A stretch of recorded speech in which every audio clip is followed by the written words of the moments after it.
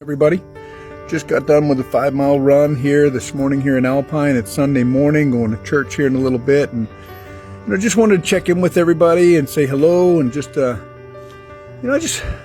never ceases to amaze me the number of people that I speak to behind the scenes that give me a call I haven't spoke to in a long time. Although I'm seeing their identities on Facebook, I'm seeing what appears to me to be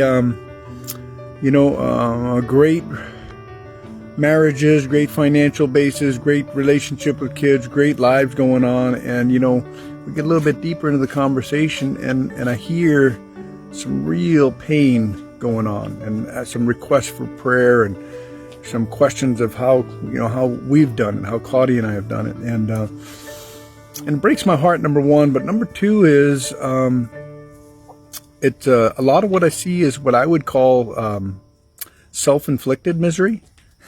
Self-inflicted misery, because it just doesn't have to be that way, but because of inaction or actions, things they've done or things that they aren't doing, it doesn't change. And it gets worse and worse. And oftentimes the inaction portion is where we think it's going to get better, or we think it's going to go away, or think it's going to fix itself, and it doesn't fix itself. That doesn't happen, right?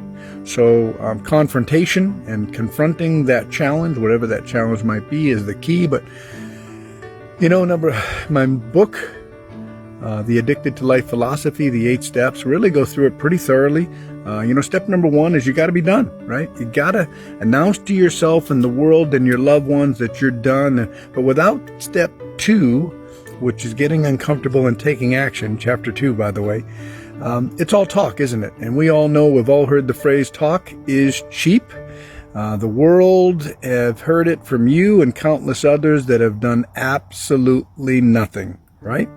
So, without that action, without continued action that compounds and builds upon itself, which segues right into chapter 3, you got to create the wave of momentum, which is action built upon action, built upon action. Zig Ziglar used to say that character is the ability to follow through with the decision and the actions that decision represents long after the person makes the decision. So you got to have character if you're going to have change in your life. You're going to have to, at least Zig Ziglar's definition, you're going to have to take action that makes you uncomfortable, that makes you wonder about the initial decision in the first place, aren't you? Number 3 is you're going to have to create that wave of momentum, and by continuing action along the way, over and over and over again, even when it feels like it was a waste of time.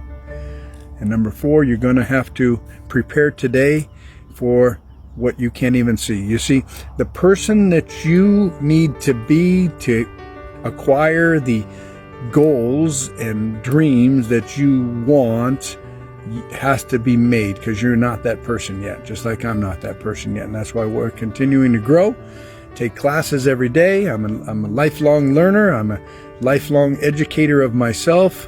Highest grade of education I ever completed was the 8th grade, and that doesn't matter. All my education has been through seminars, CDs, sermons.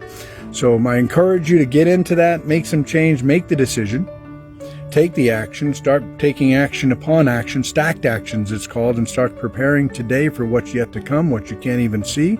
Requires faith.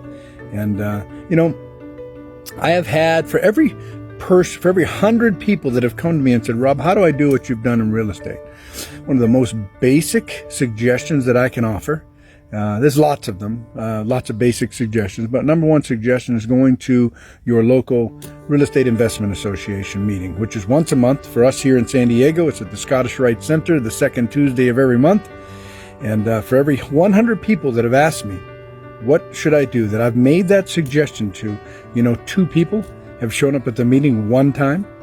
Very few have made it more than one time, and very few continue to go on a regular basis to build their education and their background. So it's just one example of the many people, many suggestions that we make, and people come to us for all different types of how do I get to how do I get through what you've gone through? How do I get to where you're at? How do I make change? And it's very, very rare that people are willing to take step 2, which is the uncomfortable part, the taking the action part. So My suggestion today is don't just say you're done. Don't just say to the world, I'm done, I'm going to make some change. Do it, and do it repeatedly over a period of time, which is going to build that wave of momentum and allow you to prepare and become that person you need to be for the success that you want. And that's all I have for today. Just thought I'd stop. I know that's helped somebody. Appreciate you guys. We'll talk to you soon. Have a great Sunday. Talk to you later. Bye-bye.